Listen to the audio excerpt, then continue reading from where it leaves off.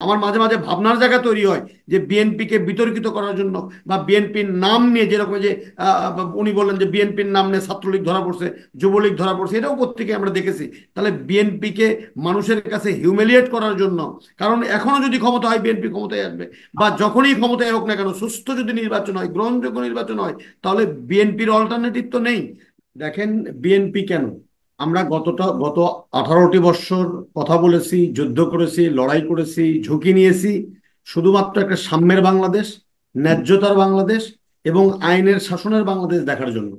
অতএব যারা বা যেভাবে, কোন দল কোন মত সেটি বড় কথা নয়, কোনো অন্যায় যদি হয়ে থাকে, কোনো অন্যায্যতা যদি হয়ে থাকে, তার প্রতিবাদ করছি, এবং সেটি কোনোভাবেই কাম্য নয়। কারণ 1000 তাজা প্রাণের বিনিময়ে অর্জিত এই বাংলাদেশে নতুন করে অবিচার হবে, নতুন করে লুটপাট হবে, নতুন করে দখল হবে। এই দখলদারিত্ব কায়েম হোক, এটা বোধহয় কোনো বিবেকবান মানুষ প্রত্যাশা করতে পারে না। আমি এই জায়গাতে বিএনপিকে একটু সাধুবাদ দিতে চাই, যে বিএনপি একটি বৃহৎ দল। আমি আগেই বলেছি যে তাদের ভেতরে অনেক রকমের লোক কিন্তু সন্নিবেশিত আছে, এবং তারা বিএনপির সাধুবাদ জানাই এই জন্য যে তাদের সর্বোচ্চ নেতা বাবুল ভাইয়ের মতো মাঠের পরীক্ষিত নেতার বহিষ্কারাদেশ বা তার সদস্যপদ স্থগিত করার জন্য 1 সেকেন্ড দেরি করেননি, বা শ্যামা ওবায়দের অবস্থান দেখার জন্য 1 সেকেন্ড দেরি করেননি। এবং বিএনপির স্ট্যান্ডিং কমিটির মেম্বার সালাউদ্দিন সাহেব, যিনি দীর্ঘদিন দেশের বাইরে ছিলেন, ওনার জানারও কথা নয় যে এই গাড়িটি কার বা কে তাকে দিল, সেই ভুলটাও কিন্তু উনি স্কিপ করেননি, উনি গ্রহণ করেননি। আজকে বাবুল ভাই বলছেন যুবদল, আমি জানি না, বগুড়া, আমার নিজের বাড়ি বগুড়াতে, যুবদল এবং ছাত্রদল দুটা কমিটি বাতিল করা হয়েছে, বলা হচ্ছে মেয়াদ উত্তীর্ণ। আমি জানি না তাদের বিরুদ্ধে অভিযোগটা কি। এবং এইভাবে বহু লোকজন, যেমন কয়েকদিন আগে শিবগঞ্জে, সেখানে সাংগঠনিক সম্পাদক একটা উল্টাপাল্টা কথা বলেছেন, উনি কিন্তু তাকে শাস্তি দিয়েছেন। এবং আপনি এবং বরিশালে যদি আপনি আরেকটা হলো ময়মনসিংহ এর একজন নেতাকে, গুরুত্বপূর্ণ নেতাকে বহিষ্কার করা হয়েছে ভালো করে, এবং তার বিরুদ্ধে দল মামলা করেছে। হ্যাঁ, এবং এবং শুধু এইটুকু না, আমি সাগর ভাই আপনাকে অনুরোধ করবো, আমি আমি যদিও বিএনপির কোর গ্রুপের লোক না, আপনি দয়া করে যদি আপনার কাছে যদি কোনো তথ্য থাকে, আমি আপনার কাছে সোর্স গোপন করব, আপনি আমাকে তথ্য দেন। এই সমস্ত অবিচারকারীদেরকে দেশে এই মুহূর্তে র্যাব আছে, পুলিশ ফাংশন করছে, এবং আর্মি কিন্তু রয়ে গেছে। আমরা মাস্টার মানুষ, দরকার আমরা সহযোগিতা করবো আইন শৃঙ্খলা বাহিনীকে, কিন্তু এই দুর্বৃত্তদের হাত থেকে দেশকে বাঁচাতে হবে, জাতিকে বাঁচাতে হবে, এবং সাম্যের এবং ন্যায্যতার বাংলাদেশ অবশ্যই বিনির্মাণ করতে হবে, এর কোনো বিকল্প নাই। আরেকটি কথা আপনাকে আমি বলি সাগর ভাই, দেখেন আজকে কিন্তু শপথ নেওয়ার পরে প্রায় 1 মাসের কাছাকাছি আমরা চলে আসছি। এই যে বিএনপি হোক, এখানে কি যখন ছিনতাই করতে গেছে তখন কি বিএনপি লেখা ছিল? যখন দখল করতে গেছে তখন কি বিএনপি লেখা ছিল? বা কারো ঝুট ব্যবসা দখল করতে গেছে বিএনপি লেখা ছিল? কেন আইন শৃঙ্খলা বাহিনী তাদেরকে গ্রেপ্তার করে আইনের আওতায় আনে না?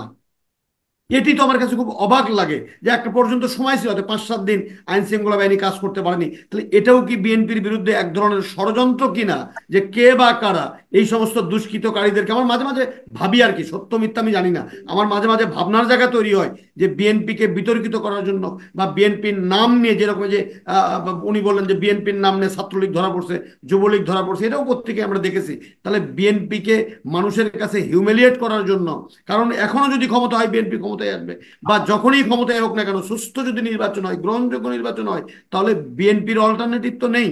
তারপরে 2 নম্বর কথা হলো, আপনি যেটা বলছেন তারেক রহমানের যে ঘোষণা, এই ঘোষণা তারেক রহমান এই 5 তারিখের বহু আগে 31 দফা ঘোষণা কিন্তু উনি দিয়েছেন। সেই 31 দফার মধ্যে প্রথম কথা ছিল, আমি নিজে 31 দফাটা পড়েছি বুকলেট আকারে, এবং এটি এই আন্দোলন হবার বহু আগে সেখানেই বলছে যে যারা আন্দোলন করবে শেখ হাসিনার বিরুদ্ধে, সেই সমস্ত ক্রিয়াশীল রাজনৈতিক দলের সমন্বয়ে একটি জাতীয় সরকার গঠন করা হবে। এটি তো ঘোষণা, তারেক সাহেব সেটাকে নতুন করে আবার বলার চেষ্টা করছেন। উনি সেই 31 দফার মধ্যে বলেছিলেন ওনার ঘোষণার মধ্যে, যে এই কোন দলের প্রধানমন্ত্রী ওনারা যদি ক্ষমতায় আসেন, সে 2বারের বেশি কেউ প্রধানমন্ত্রী থাকবেন না। এটা লিখিতভাবে আছে, এটা তো মুখের ঘোষণা কেন? তারেক সাহেব যদি নিজেও যদি অস্বীকার করতে যান, তাহলে লিখিত ডকুমেন্টটাকে কি করে অস্বীকার করবেন? আমার কাছে নিজে বুকলেটটা আছে। তারপরে উনিই বলেছিলেন যে সংবিধানে রাষ্ট্রপতি এবং প্রধানমন্ত্রীর মধ্যে যে ক্ষমতার যে আকাশচুম্বী একটা ভারসাম্যহীনতা, সেই ভারসাম্যটাকে নিশ্চিত করা হবে ক্ষমতায় আসলে, উনি বলেছেন, ব্ল্যাক অ্যান্ড হোয়াইট লিখিত আছে ওনাদের বুকলেটে। তারপরে ওনারা বলেছেন, এই যে যেটা যেটা আপনি আপনি সরকার তখন বললেন, পুরো যে প্রতিষ্ঠা করবে। তত্ত্বাবধায়ক সরকারকে তত্ত্বাবধায়ক সরকারকে সংবিধানের অবিচ্ছেদ্য অংশ হিসেবে, এবং যে এটা করা হবে কি, যে সবার সাথে এই জাতীয় সরকারের সবার স্টেক হোল্ডারদের সাথে আলোচনার মধ্য দিয়ে যদি ত্রয়োদশ সংশোধনীর মাধ্যমে বিএনপি যে তত্ত্বাবধায়ক সরকার সংবিধানের অংশ করেছিল, পঞ্চদশ সংশোধনীর মধ্য দিয়ে যে একদলীয় ক্ষমতা দীর্ঘায়িত করার যে একটি কৌশল শেখ হাসিনা তৈরি করেছিল, এখান থেকে ফিরে আসার জন্য একটি যৌক্তিক এবং সবার কাছে গ্রহণযোগ্য একটি জনগণের সরকার প্রতিষ্ঠা করার জন্য একটি নির্বাচনী ব্যবস্থার পদ্ধতি এই সংবিধানে সন্নিবেশিত করা হবে। এগুলো তো ভালো দিক। তারপর আরেকটা কথা ছিল ওখানে, যে যে ৭১ সংবিধানে যে ৭১ অনুচ্ছেদ বা ধারা, যার মধ্য দিয়ে ফ্লোর ক্লোজিং নামে একটা কথা আছে, যে আমি চাইলেও আমি কোনো বিলের বিরুদ্ধে কথা বলতে পারবো না, আমি চাইলেও দলের বিরুদ্ধে কথা বলতে পারবো না। এই ধারাটা অবশ্যই সংবিধান থেকে সংশোধন করে উঠে দিতে হবে। কারণ আমি দলীয় সরকার পতনের বা সরকারের প্রতি অনাস্থা আনতে হয়তো আমি ভোট দিতে পারবো না।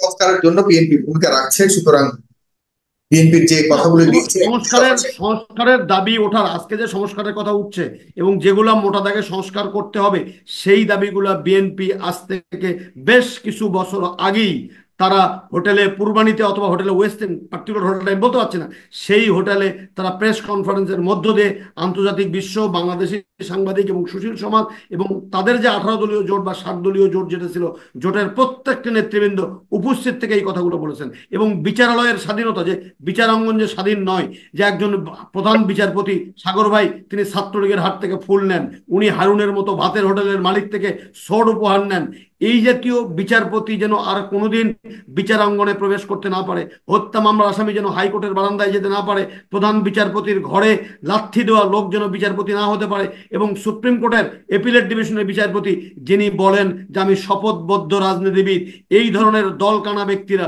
যেন কোনোভাবে, বিবেক বিবর্জিত ব্যক্তিরা কোনোদিন বিচারাঙ্গনে বসে নিরপরাধ মানুষদেরকে মৃত্যুর মুখোমুখি দিতে না পারেন, ঠেলে দিতে না পারেন। আজকে দেশে যে অজস্র টাকা পাচার, লুটপাট, ব্যাংক ডাকাতির যে দেখি, আমার দুর্নীতি দমন কমিশন সেখানে কথা বলে না।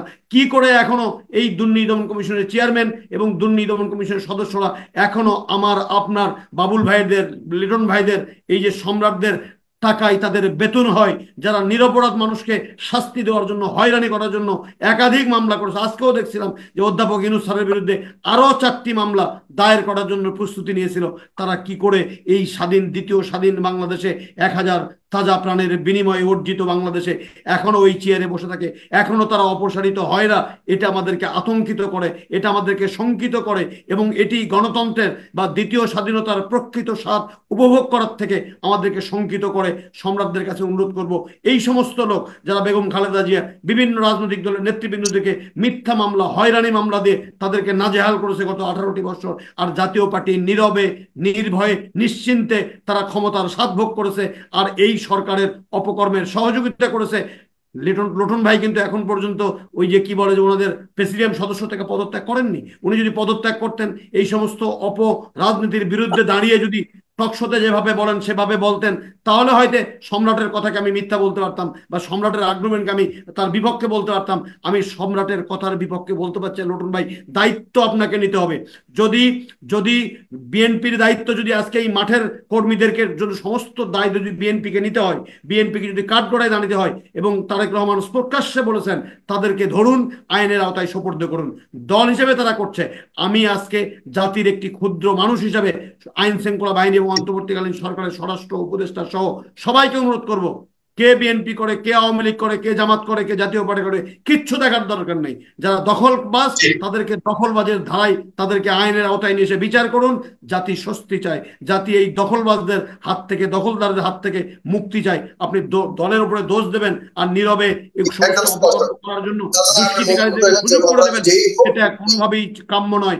আমি আশা করতে চাই সাগর ভাই, সংস্কার হবে এবং বাংলাদেশের মানুষ তাদের হারানো স্বাধীনতা ফিরে পেয়েছে।